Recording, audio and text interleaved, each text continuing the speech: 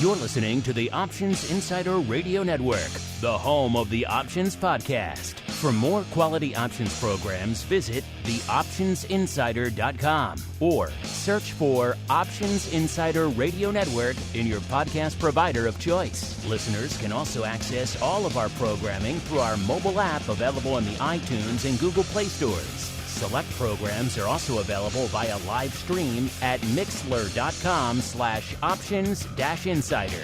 That's mixlr.com/options-insider. Don't forget to follow along with your favorite programs and submit your own questions for the hosts at twitter.com/options, stocktwits.com/options, facebook.com/theoptionsinsider, or via questions at theoptionsinsider.com.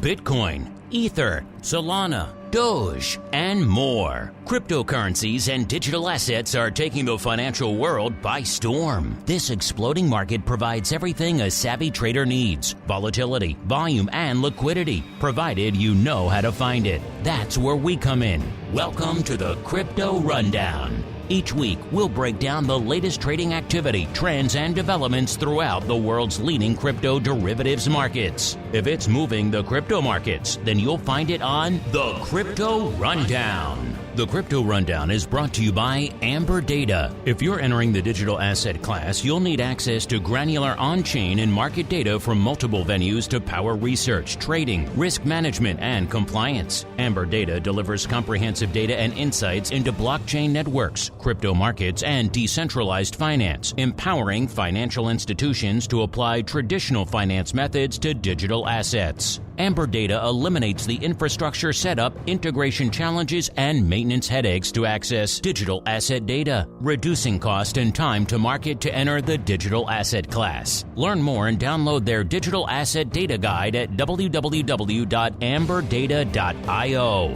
Now it's time to dive into the exploding world of crypto derivatives. It's time for the Crypto Rundown.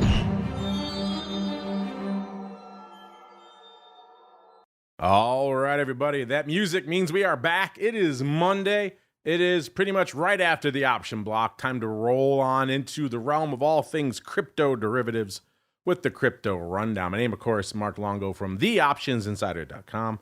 Couple of things to remind you at the top of the show. If you like what you hear and you're missing out on the rest of the network, make sure wherever you're listening to this, upgrade to the full network. It doesn't cost you anything. And then, of course, if you want to go above and beyond, you want to get your own exclusive podcast feed with the 2 additional programs coming at you, as well as early access giveaways, all sorts of fun. TheOptionsInsider.com/pro, the place to go to learn more. As we learn who's joining us on this just rock'em sock'em, nigh on historic week, a lot popping off almost immediately after we turned off the microphones last week. So we knew we had to bring back on one more time our old pal, Mr. Greg Magadini from Amberdata, to break it all down. Greg, welcome back to the show, sir. Thank you, Mark. Happy to be here. You know, it's like they conspire against us on the show. No sooner than we turn off the Crypto Rundown than bam! Everything's approved. Everything's trading willy-nilly, Greg. It's like they did it to spite us. Oh, it's amazing. Yeah, it was a quick turnaround. We get the approval, then we get the trading right away. So exciting. Great stuff. All right, let's not bury the lead any further, sir. Let's get right into it. It's time for the Bitcoin Breakdown. It's time to explore the latest trending activity, trends, and developments across the world's leading crypto market. It's time for the Bitcoin Breakdown. All right, everybody, welcome to the Bitcoin Breakdown, the portion of the show we break down all the action in the world's leading digital asset. Yes, it was Bitcoin, and man, there's a lot going on. That's something you folks have been waiting for nigh on a year.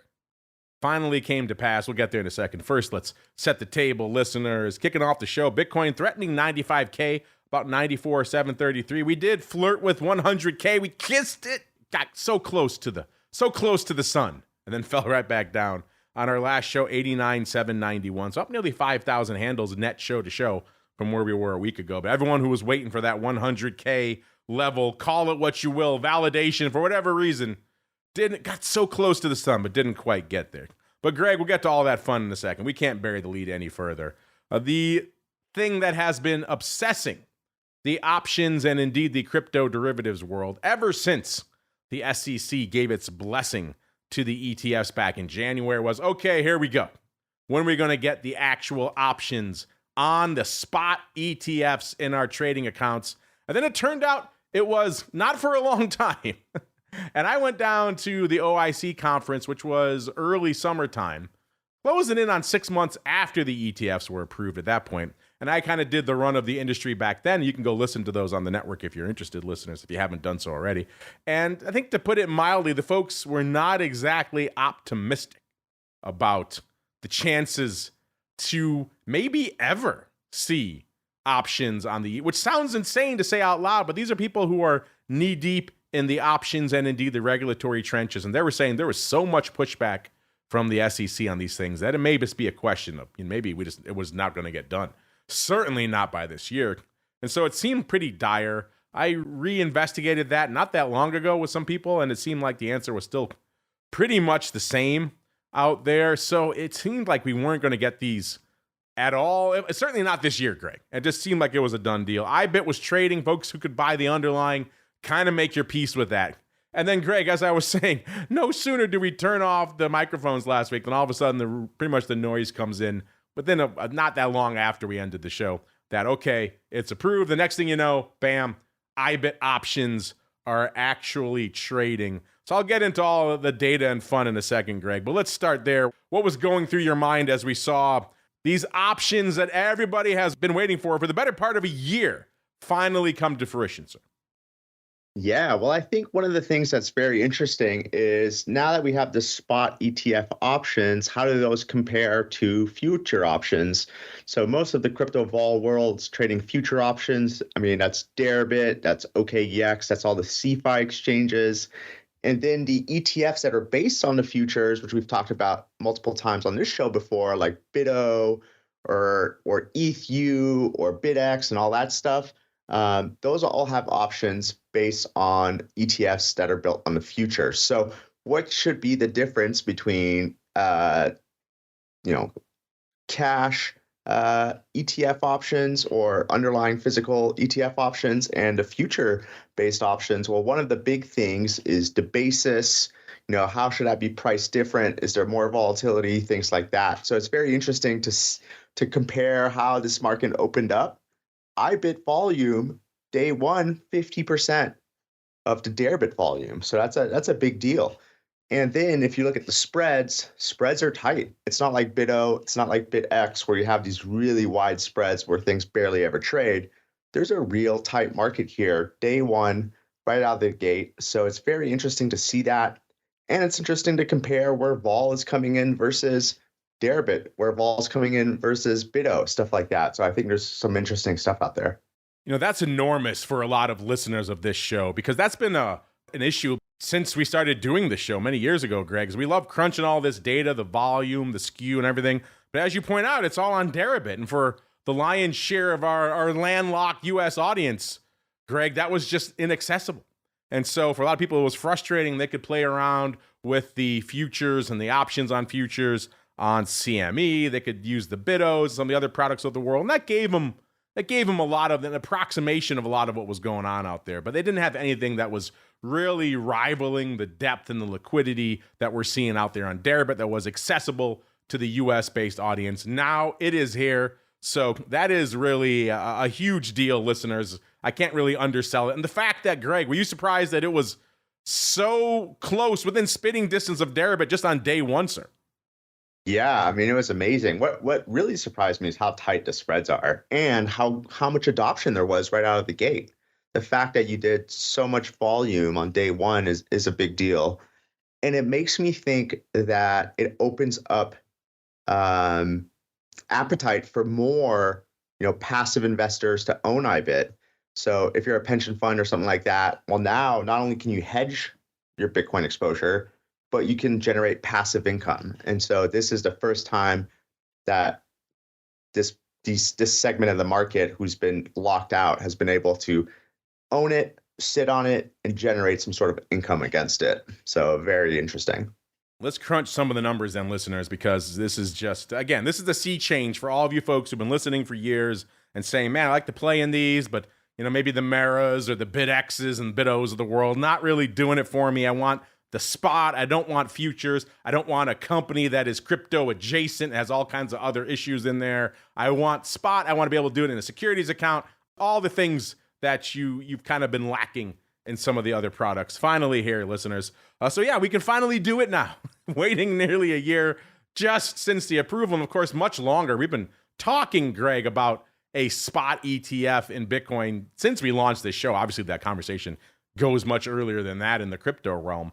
It's just been the one thing that everyone has been chasing forever. And the fact that it is finally here, hard to undersell what this means for you folks out there. Again, I've said it before on other shows. Even if you're a crypto hater, even if you don't believe in any of these underlyings as a long-term prospect, if you're an options trader, at the end of the day, what do you need? You need the two V's. You need volume and you need volatility. Greg just laid it down. IBIT has both in spades. If you just want to trade around some products, get in, get out, get some decent spreads, get some decent liquidity, have some nice volume for your trades and some nice volatility, IBIT is there. You don't need to go out there and buy and hold IBIT till the cows come home. You can trade around it using options. And that's all really that options traders need. Coming into today, IBIT having a nice run, 54 even as we're kicking off the show. And again, these numbers that Greg was talking about, this thing has only been live less than a week, listeners. I mean, if you haven't been around the options game for a while, you don't know how rare it is to have a new product come out of the gate this hot. But this is hot. I mean, the ADV is 321,000 contracts a day. And they're already almost at that today. 270,000 on the tape right now. So again, this is some rarefied air that we're hanging out in right now. If you're wondering what is the 30-day vol out there, and IBIT is at about a 61.5, so pretty frothy. Also lining up pretty well with what we're seeing out here on Deribit. Let's look at the vol here on Deribit. 30-day vol on Deribit, 58, up from about a 56.5 last week. A 7-day vol about a 59, down from 61.5 last week. And the 180-day vol on Deribit, 60.75, up about exactly 5 points from 55.75 this time last week. So yeah, Greg, it is kind of fascinating to see, you're right, just how closely these products are lining up. You can always assume there's going to be an arb between these things, but you never know at the end of the day until they really hit the ground running exactly what we're going to see. In terms of size positions in IBIT right now, the big dog, 57,000 of the Jan doubles, the Jan 55s, which not that outlandish of a strike in a month, all things considered, listeners, how much this thing has been on a rampage. Of course, if we break through the 100K level, probably going to break through the 55 level, of course, and IBIT. So those are looking pretty decent. Nearly 60,000 of those already in just a week. Number two, listeners, almost 21,000 of the Feb doubles. So that 55 strike capturing a lot of imagination out there right now. Number three, 18, almost 19,000 of the D's 65. So they probably got a bit of a ways to go on those. But again, if you break 100K, all bets are off. Number four, 17,000 of the D60s. So maybe some vertical action there. And number five, 16,000 as well of the Feb 65. So Greg, things lighten it up all over the place. I know for you guys on the analytics side, it's got to be kind of a fun time for you. Everyone's obsessed with crypto options again, Greg. So what are you folks doing over there at Amberdata to deal with this flow of people?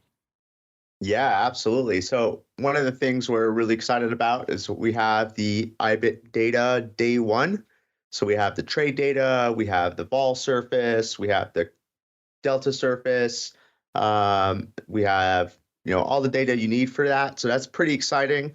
And it's just kind of interesting to be able to look at everything in one place. Now you can look at Deribit, now you can look at IBIT, you can see how those things move together or if there's any sort of opportunity between them. So that's really what we've been working on and providing for our customers. So excited about that. That is awesome that you have the IBIT data there for them as well. So now they can go one place, listeners. You can get the Deribit and you can get the securities-based stuff on the ETFs out there as well, like IBIT. So you don't need to log into multiple platforms to see it, which is, again, one-stop shopping for your crypto analytics. Not the worst thing, listeners. I'm looking right now in terms of paper out there in IBIT today. Again, it's lighting up the tape out there today. Almost 10,000, about 9,800 or so of the Jan doubles have traded today. So this is the hot strike for whatever reason. If you're wondering what they're trading for around $5.50, $5.60, somewhere in that range. So we're seeing blocks of them trading throughout the day out here today. So $5.50 for the Jan 55 calls in IBIT, listener. That's a $1 out of the money call. Would you be a buyer or a seller at that level? I'm curious. So I'm guessing all the crypto heads out there, probably buyers, but you never know. Some good yield to the upside. Greg, as you're looking at these levels lining up out here in IBIT versus everything else, again, it's kind of lining up similar to what we're seeing in Deribit. So are you liking some of the same trades we were looking at before? Maybe some verticals, maybe taking advantage of some out-of-the-money covered calls to get yield? What are you looking at in IBIT right now, sir? Yeah, well, I think one of the most interesting things is now we have a 2-year option. So Deribit would launch quarterly options, and 360 days out was the furthest out. Now we have a 2-year. So it's interesting to look at long-term realized vol. If I look over the past 4 years, the median long-term realized vol in Bitcoin is about 60. The upper 75th percentile is about 74. So this is a 180-day look-back window, big look-back window. And so that vol is also structurally been coming down. So if I look at IBIT right now, I look at the 2-year option, vol is 83. So to me, it kind of makes sense that it probably comes out high out of the gate, but we're going to have a structural come down in vol. So I think there's probably some interesting trades to do that take advantage of these statistically expensive options, I should say. Obviously, we don't know what's going to happen. If there's some crazy Bitcoin reserve thing or whatever, Bitcoin can do anything. But from a time series analysis perspective, vol at 83 for 2 years is on the higher side for sure. I mean, look right now. I just said those 55 calls in January, which is pretty much the at the money strike listeners, are trading for 550. That's a straight 10% right off the top right now if you just went and sold those right now through January. So there are some decent vol levels to be harvested if you were so inclined. If you want to buy them, a little bit pricey, obviously, but that's kind of the way Bitcoin tends to roll. Let's go through some of the other skew data from your platform here, Greg. Let's go out to the weekly skew right now. Again, all this coming from Deribit right now, listeners. But again, lining up pretty close to what we're seeing out here in all things IBIT. So it's going to be pretty interesting to start comparing and contrasting these two now that we have another hot trading market for you folks here in the U.S. to sink your teeth into. The weekly skew, listeners, it's actually flat right now, which is kind of interesting. Positive 3.3 last week. So I think the fact that we flirted with 100K, then kind of gave up the ghost, at least right around showtime here. Maybe some folks kind of just exhausted a little bit in the weekly skew. We'll see that start evolving as the week goes on. 30-day skew, positive 2.3 last week, positive 3.5 right now. So getting a little bit juicier out there on the 30-day front. And going out 6 months, hodlers are going to hodl, and they're doing so in spades right now. Positive 375 on the show. Last week, positive 575. So gaining a full 2 points on the 6-month skew spectrum. Mr. Greg, anything catching your eye in Bitcoin skew this week? Yeah, well, one of the things that we saw, with this little pullback is a little bit of the divergence in the short-term stuff. So the short-term stuff, obviously getting bid to the put side or negative risk reversal skew is how we like to quote it. So that's kind of interesting. I mean, the long-term trend is, positive spot vol regime. And so we can see anything beyond 1 week out is still in the positive risk reversal space. So the way that I think about that is that the sort of long-term option pricing sentiment remains positive spot vol regime. And then this little pullback in the short term is negative. So to me, this trend is completely intact is how I like to think about it. Speaking of trends, the new product trend is hot right now in the Bitcoin option space, Mr. Greg. I just saw this release came out from Cboe last week. They announced that they're going to launch what they're terming the first cash-settled options product related to spot Bitcoin beginning, not this week, obviously, because it's the truncated holiday week here in the U.S., listeners, but next Monday, December 2nd. They're saying this is the first cash-settled index options related to the price of spot Bitcoin. You might say, well, what's the big deal? We got IBIT. What's the difference with this? Well, this is not based off IBIT, listeners. This is actually based on the new Cboe Bitcoin US ETF index, designed to reflect the performance of spot Bitcoin ETFs listed on US. So sounds like it's an aggregate index, Greg, of the various spot Bitcoin ETFs, and now you could trade cash settled options on these. They're going to offer a standard and a mini, as well as a flex, which is very hot right now, the flex world out there. So there you go, Greg. I guess you didn't know you needed cash settled options on a basket of the ETFs, but you got it coming from the Cboe, sir. What are your thoughts? Yeah, interesting. Let's see how it picks up. I would imagine that most of the volume will be concentrated in the ETFs, but maybe some big players are going to trade some blocks or something on a cash settled index. When I first saw this release, I thought, oh, they're just announcing the listing of IBIT options. But then I said, oh no, it's their own index. So there you go, Greg. You got some more data to model coming soon for the one-stop shop that is Amberdata out here. Let's keep rolling some of the other products. We can probably do IBIT the rest of the show, listeners, but we'll keep an eye on it. Let's go out to BITO. I don't know, Greg, now that IBIT's the big dog in town, you think we see BITO start to dry up, sir? Yes, I definitely think the volume will be more concentrated in the IBIT, but I still think BITO and BitX have their place. There's still interesting dynamics to the underlying futures.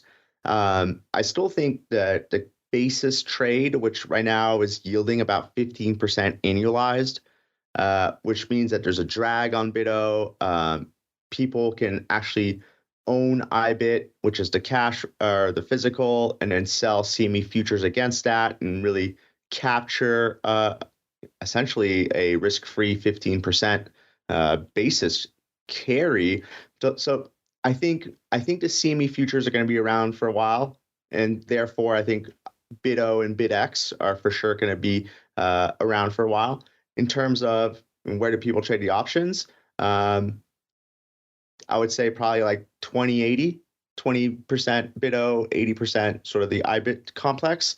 But like I said before, there's definitely an interesting place for cover call strategies or anything like that tries to capture sort of that basis that's embedded in the BITO ETF.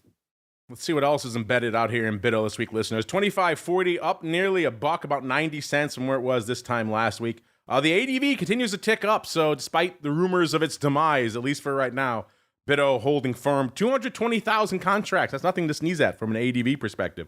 That's up another 11,000 this week. I think just the explosion of interest in all things Bitcoin options, that rising tide is going to lift all boats. Will that persist over time? I guess that's the question, listeners. Right now, today, not quite halfway to that ADV, and we're closing in towards the end of the session, so it doesn't seem like it's going to hit it today. Still 103,000. That's nothing to sneeze at. VIX wasn't even at that level last week on the option blog when we were talking about it. So these are decent numbers out here still in the, and certainly when you get to IBIT, just blowing the doors off out here. Vol-wise at a 68 on the 30-day vol front, up about 7 points. Let's go on out to your favorite, your beloved BitX, Greg. A 57.75 when we kicked off the show, up about 4 points from where it was this time a week ago. The ADV, 55,000, so also ticking up about 7,000 this week, so looking pretty robust. Again, that IBIT rising tide lifting all the boats, doing nearly 2x that today, 97,000. So unlike BITO, BitX lighting up the tape out there today, 97,000 contracts on the tape. The vol, 30-day vol at a 121 out there in BitX, so kind of unched down about 2 points. BitX, by definition, is going to be a pretty volatile product out there. So Greg, despite rumors to the contrary of their impending demise, BITO doing decent volume, but BitX lighting up the tape today, sir. What say you? Yeah, and I think there's some interesting types of structures. So obviously, we've talked about this a million times, but the BitX drag is part of the pricing mechanism. But BitX is 2x performance BITO. And so theoretically, the vol should be, if I'm looking at 1 year, 417 DTE vol on BitX, I see it at 116. On IBIT, I see it at 80. So, you would think it's closer to 2x minus the drag effect. So I kind of wonder if there's some structures to be done there, if there's something that's kind of interesting. Obviously, BitX, the forward's going to be lower because of those drags, also the 2x ETF decay factor. So all of that stuff is kind of translating into a lower vol, so to speak. But, what's the exact right ratio, and is there an opportunity there? I think there might be. Let's see what other opportunities we can spot and some of the other hot Bitcoin and related products. Let's go out to Greg's favorite MSTU. We were joking, but really only half joking about this one, listeners. This is for the true crypto and indeed options and vol degenerates out there. I mean, look at this thing. 182 and 3/4 when we kicked off the show. Up nearly 23 handles, 2285 from where it was this time last week. 7,000 contracts on the tape today. The ADV is 6,900. That's up 1,800 from this time a week ago, listeners. So you folks, you degenerates out there, can't get enough of MSTU. Just a hot one out here, listeners. And in terms of top positions right now, the big dog in MSTU, 2,100 of the D250s. And that may sound like crazy talk, about 70 handles out of the money by December. But again, it's up $22 just this week. So this turnaround, this action out here has been something to watch, Mr. Greg. What's catching your eye in your beloved crypto degenerate product, MSTU, sir? Yeah, well, I think MSTU and MSTR, which is MicroStrategy, are really kind of key components to the current rally. So the way that Michael Saylor is buying a bunch of Bitcoin is that he's selling equity directly in the market for MSTR. MSTR is trading at a premium. I think it's about 3 times premium to balance sheet Bitcoin. But what's even more interesting is that they're selling convertible bonds. And so convertible bonds with 0 coupon, while the owners get these 55% out of the money 5-year options. And so the sort of the valuable component of that convertible bond is the embedded option. And if I'm looking at the term structure of MSTR, we're kind of looking at 200% implied volatility for the short term, and then kind of 120 way out into the long-term options. So that embedded optionality to the convertibles is really valuable. So as long as that vol is high, then the convertibles are attractive. And if the convertibles are attractive, then Michael Saylor can get more money to buy more Bitcoin, and therefore the fuel behind the rally theoretically continues. So looking at MicroStrategy vol to me is a very, interesting puzzle piece to everything that's going on right now. MSTU, which is the 2 times MSTR, that's obviously an insane product at this type of level of vol. And I actually just read over the weekend that some of the prime brokers who provide the swap lines for the 2x performance of MSTU are starting to get a little nervous about sort of the vol of it and being able to provide sort of that leverage. And I wonder if there's any sort of a neutering risk like we saw in SPXY back in the day. Could that happen to something like MSTU? I don't know, but that's something to keep in mind and something that I'm definitely thinking about. Why would this product make prime brokers nervous? I have no idea why it would why it would make a risk manager nervous, Greg. This product that is solely for the hardcore degenerates out there. Yeah, if they neutered to some of these others in the past, everyone's favorite SVXY and stuff, then maybe it might be a little bit of the old neutering hammer coming down for good old MST. And we're not predicting anything, listeners, just something to bear in mind. And if that happens, it will happen mid-cycle quite often. You're not going to get much warning, which can be catastrophic if you're holding premium on some of these names. So just something to bear in mind if you're out here slinging these things hot and heavy out here. Speaking of hot and heavy, man, Mara just continues to refuse to die. Gets crushed right back down to close to 17 again, which is kind of the bottom of his 52-week range, then right back up, roaring back to life like it is again right now. 26.45 as we kicked off the show, up 8 1/3 handles just since last week out here. Listen, actually kissed almost a 28.89 earlier this morning. So this thing's been on the rampage. The ADV, 450,000 contracts again. That's nothing to sneeze at out there right now. That's up 73,000 from just a week ago. So folks are slinging Bitcoin and crypto-related options like it is going out of style right now. And right now, speaking of which, 668,000 contracts on the tape. And when we joke about VIX numbers, I'll have to look. That probably is beating VIX. It's beating VIX as of this morning, what VIX was putting up. Yeah, VIX has only traded 419,000. So Mara right now, 668,000. You're talking over 50% more than what VIX has put up. That shows you what kind of numbers we're talking. These are just off the charts. The vol 136 up a whopping 22 points from this time last week. And we know somebody was maybe getting a little excited, maybe getting a little antsy out here with these Jan 30s. This has been the big position we've been watching in Mara forever. They keep flirting with it. They keep getting away from it.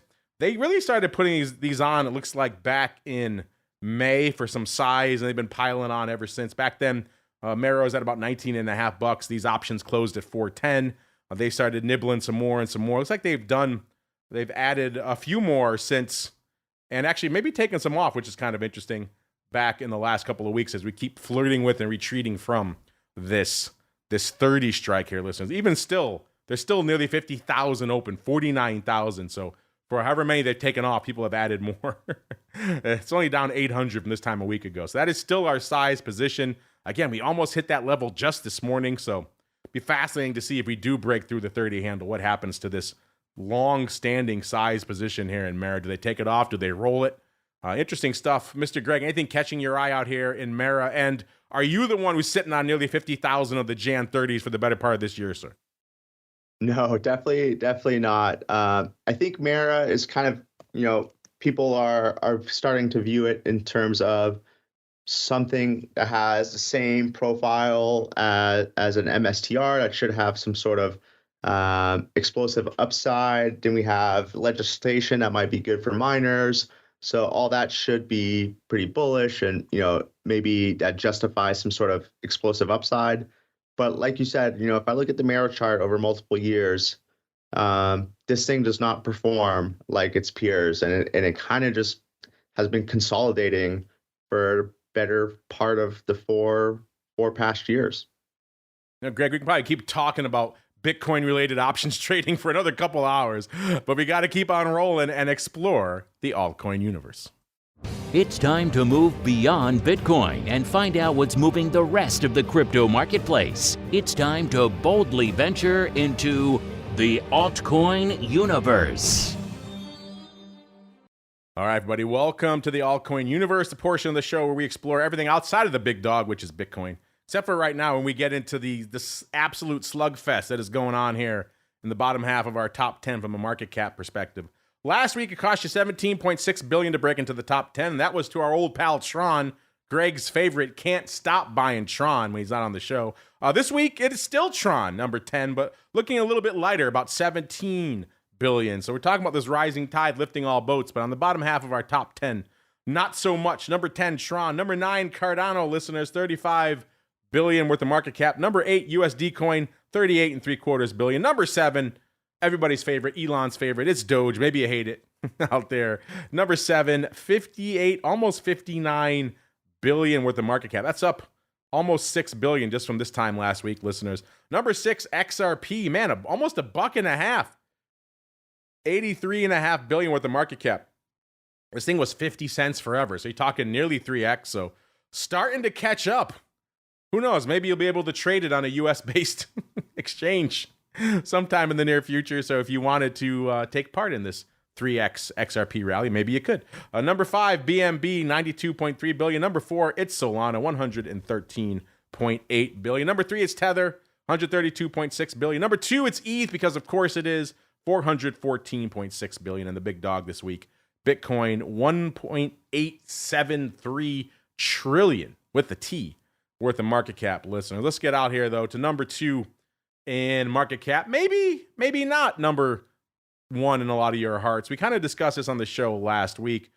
ETH's kind of been trailing, getting a little bit of a lift this week. 31.14 on the show last week, 34.60 this week. So maybe starting to catch up about 350 handles on the week. I even saw this right before I got on the show, Greg. Kind of funny. It reminded me of exactly what we were saying on the show last week. Maybe they listened to the show, I don't know, on Market Watch, but they had a big headline today, Greg.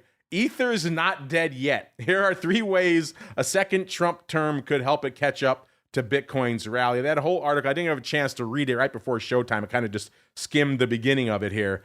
But they mentioned what we were saying on the show last week. ETH up 50% so far this year, but less than the 128% gain seen by Bitcoin, and maybe more alarming for some folks, dwarfed by what we're seeing in Solana, which up 133% year to date. So they're kind of pointing out some of the things you mentioned on the show last week, but they also mentioned maybe the Trump administration could be a shot in the arm for ETH. So, Mr. Greg, what do you think? Obviously, folks listening to the show, what do you think about maybe the narrative that maybe ETH's not done yet? Don't stick a fork in it yet, sir.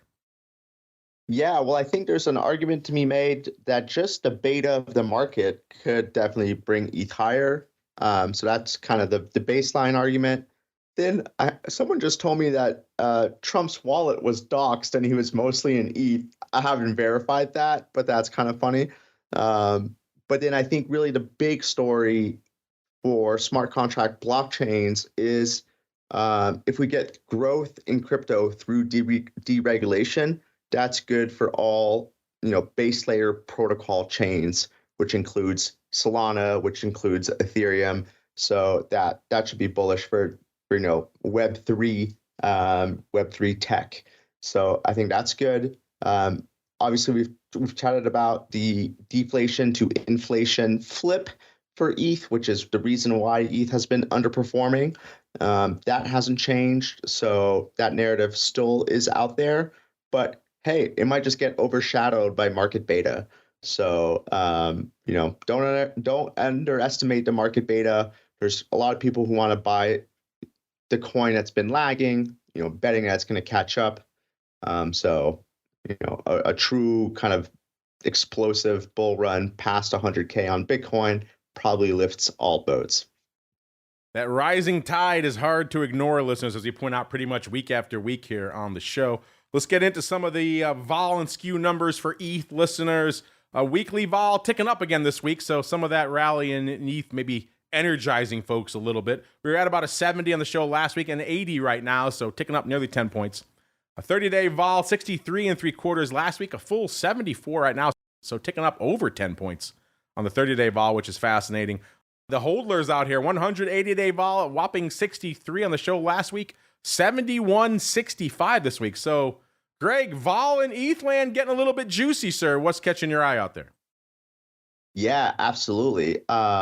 It's very interesting if you look at those like 2x products as well. So if I look at ETHU, for example, it's the BitX of Ethereum, which is 2x futures ETF performance.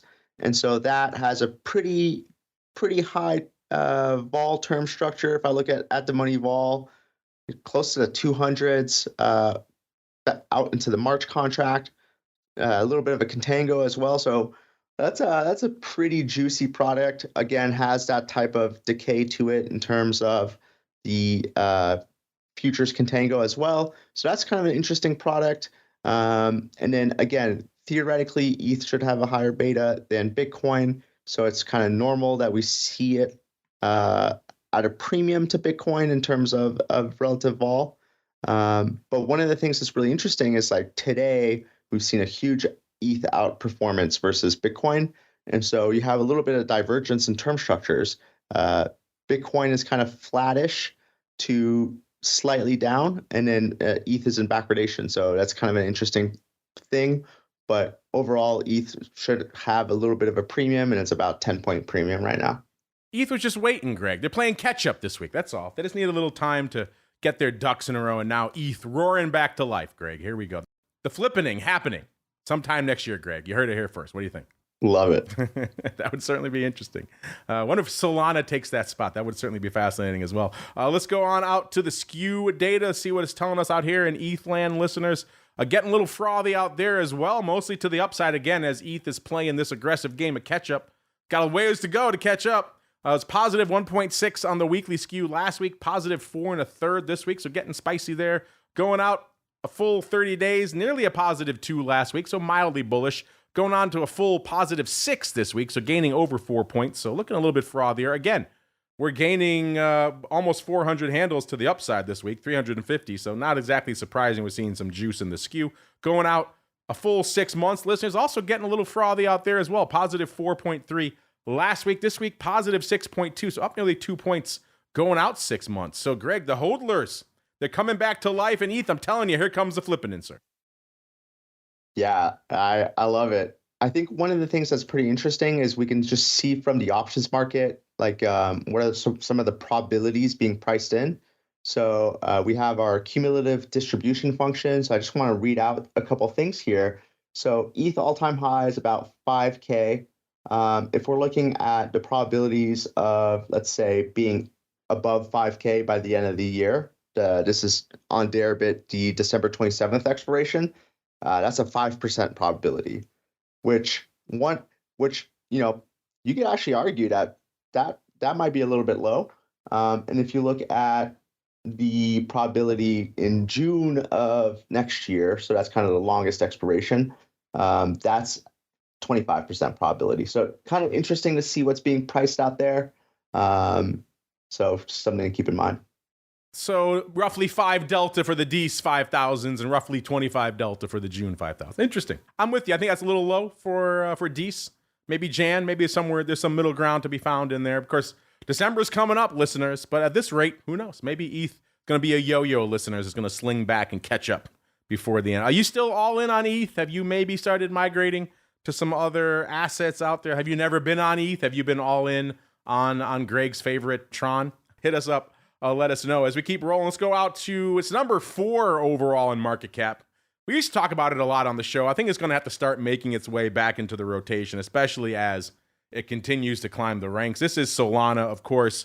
Last show, 234.80. This week, 239.34, up nearly $5, about $4.50 on the week. So quite the run out there. And if you are interested, I was only half joking earlier about Greg's platform really being kind of the one-stop shop for all your crypto analytics. You can see at the top, if you log in, listeners, you can see Bitcoin, you can see ETH. Right next to it, it's Solana. Now, Greg has warned before, and one of the reasons we kind of dialed back on talking about it is that the liquidity isn't quite there yet. But you know what? $200+ asset, it's going to start seeing some more options liquidity. That's kind of how these products work. So we'll just do a little quick snapshot right now. Maybe we'll let this grow over time as the liquidity picture firms up and evolves in Solana. Right now, the 30-day skew in Solana, surprise, surprise, it's bullish, listeners, 10.63. So compare that to what we're seeing on the 30-day front, of course, out here in ETH. You were at about a positive 6. And when we were talking about Bitcoin a little bit earlier, listeners, we had the 30-day skew out there at about a positive 3.5. So obviously Solana looking far more biased to the upside than either of those two over the next 30 days, which again, hard to argue. Solana's been on a bit of a rampage. A 30-day vol out there at about almost a 90, 88, which given the breadth of these moves lately, you could argue maybe is a little cheap. Things been rocking and rolling. Greg, we're going to start working some more of this data back into the show because I think Solana is at that level again. I know you've been kind of a little bit cautious because of liquidity issues, but what are your thoughts out here about what we're seeing shaping up in Solana, sir? Yeah, I mean, I think Solana, from a fundamental perspective, it's gotten a lot of attention lately. People have been migrating away from ETH to Solana. And then from sort of a vol perspective, it's just an interesting asset just because it's a higher vol asset compared to Bitcoin and Ethereum. So there's definitely a lot of potential sort of upside stuff and downside stuff that can be done in the vol space. So I definitely think it's worth keeping an eye on. If you can get some liquidity off, we're talking about potentially getting a Solana ETF here. So if we get that actually kind of opens up the door for some US players. So it's kind of interesting to think about all that. But yeah, again, for the most part right now, most of the US market's locked out of it. There's not a CME future or CME options for Solana, and there's not yet an ETF. So everyone's kind of can only trade on Deribit, so to speak. We're getting to that price level, Greg, where 200 plus, when's the ETF coming? So it seems like we're getting into that rarefied air there, listeners. Let's go out some other names. Speaking of rarefied air, XRP, nearly $1.50. When's the last time you saw that? It's been some time, listeners. This thing rocking it out of the gate last couple of weeks. It was $1.08 last week, which in and of itself was a sea change. That's up another nearly 40 cents this week, so up to $1.47. So on the rampage, Greg, I know in the past you've said XRP, not exactly your favorite. Has this moved to $1.50, pretty much tripling in the last couple of weeks? Has that changed your mind at all, sir? No, it hasn't changed my mind. And this really makes me think of the last time we had a sort of mega rally. XRP came out to $3 a coin. This was back in, peak 2017, early 2018, right when we got the CME futures launch. XRP spiked as high as $3, and then a month later had crashed all the way back to 50 cents. Did we had a Q4 2020 / Q1 2021 major rally in crypto that spiked XRP back up to $2, and then it probably crashed back down. So, XRP is like the VVIX of VIX trading. It kind of peaks out at the top of markets. And so that's how I'm viewing XRP. So if we get XRP at $2, $3, it's a pretty good contrarian signal for the rest of the market. There we go. Fade XRP, says Greg out here. Maybe at this rate, we're going to be revisiting the levels that hit a while ago. If this keeps up in a couple of weeks out here, listeners. So all you XRP holders who've been locked, can't even really trade it here in the US. Somehow you've had some liquidity in it already. If you've been locked, maybe you can finally get some liquidity to exit. Not the worst thing. Making up for many, many years worth of lost time just in the last couple of weeks. Doge, 36 cents on the show last week, almost 36.5 cents. About 40.5 cents this week, so up about 4 cents. Litecoin, 86.85 last week, 95.13 this week, up about 8 1/4. Cardano, 72.9 cents last week, 102 this week, up about almost 30 cents. Polkadot, 5.76 last week, 8.57, up a whopping 2.81. Polkadot on the rampage. And everyone's beloved Shiba Inu. Are we going to be able to buy those Shiba Lambos this week, listeners? It was at 1,000,000 zeros, 2,439 this week. A whopping 2,554. So not quite there on the Lambos, but maybe, I don't know, maybe you're going to get a lug nut or two on the hubcaps of those beloved Lambos. Man, Greg, we did a lot of living on the show this week, most of it on the Bitcoin options front. I got a feeling that's going to be the way things are for a little bit here on the show. Everyone and their mother and their grandmother's cousin all piling into IBIT, sir. Not the worst thing. I love seeing so many people in the market just gravitating towards crypto options. It's a great thing at the end of the day, just from a volume and liquidity perspective out here. It's going to be fascinating to watch how this all plays out. But that music means we're done for this week. But before we go, if you have any other things that are catching your eye in the altcoin universe you want to share with the folks, have at it. And then if folks want to kick the tires on this one-stop shop for all things crypto, derivatives, analytics, where should they go? What should they do, sir? Yeah, absolutely. On the altcoin space, I think, keep an eye open for interesting projects, especially if we get sort of a growth through deregulation. There's going to be some interesting altcoin trading opportunities and investment opportunities. If you want to check out our stuff, please go to pro.amberdata.io. You can check out all the graphs, all the vol surfaces, get free access to the application. So very excited about that. If you want to learn more about our weekly insights into the market, you can go to amberdataderivatives.substack.com. And if you want to follow us on Twitter, you can go to @GenesisVol. Everybody moving over to Substack, Greg. I feel like I should have a Substack. And every time I talk to somebody, it's like Substack. This thing from like the 2010s, all of a sudden back, and it's hot again. Everybody's loving Substack. So I feel like I'm being left out, Greg. I need to make a Substack now. So maybe look for our options insiders. We got enough going on the website, listen. You don't need a Substack. But check out Greg's. He's got some good stuff cooking. Substack, suddenly the hot place for all your financial analysis and data out here on the options side. Certainly as well. I know a good buddy, Dr. Vix, is over there. I know Mr. Vixologist is now rocking on Substack. So Substack, a lot going on. If you want to talk some vol, crypto, equity, or anything above, sounds like Substack a good place to go. And of course, you know where to go already. Amberdata.io, the place to go to kick the tires and light the fires. Greg just announced it on the show last week. They're making this GUI freely available to everybody. So if you're even remotely intrigued by these markets and you're listening to this show, so I have to assume you are, then what are you doing if you're not kicking the tires and lighting the fires? Amberdata.io, the place to go to learn more. We got to get on out of here for today, listeners. Back again tomorrow with our buddy, the Oracle of New Hampshire, to break down all things options and advisors, a little bit of the old advisors option. We'll talk a lot of vol and skew and everything else on that show as well. It's inescapable. Then back again on Wednesday for a double header of Options Bootcamp, a show that many of the listeners of this program who are newer to the world of options, you should be mainlining Options Bootcamp if you're not already. Very popular show out there these days. We'll talk you off the ledge, give you some explainers on these wild options things. So some of these terms maybe we're throwing around on this show, skew, vol, term structure, all these things, maybe they're a little bit confusing to you. Check out Options Bootcamp It will get you up to speed on all this fun stuff we're talking about. Then, of course, we're off here for the holidays in the U.S. Thursday and Friday. Back again next Monday. What wild things will be going on in crypto? What new products will we have to sink our teeth into? I guess we'll find out next week.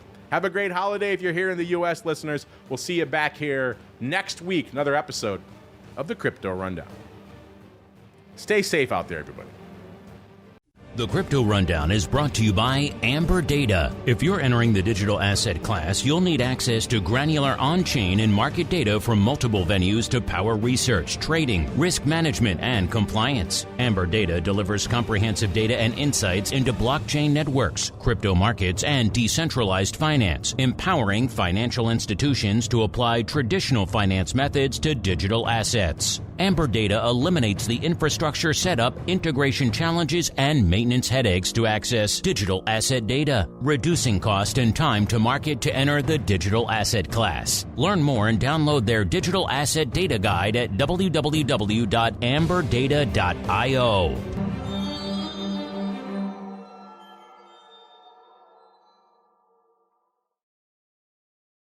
You're listening to the Options Insider Radio Network, the home of the Options Podcast. For more quality options programs, visit theoptionsinsider.com or search for Options Insider Radio Network in your podcast provider of choice. Listeners can also access all of our programming through our mobile app available in the iTunes and Google Play stores. Select programs are also available via live stream at mixlr.com/options-insider.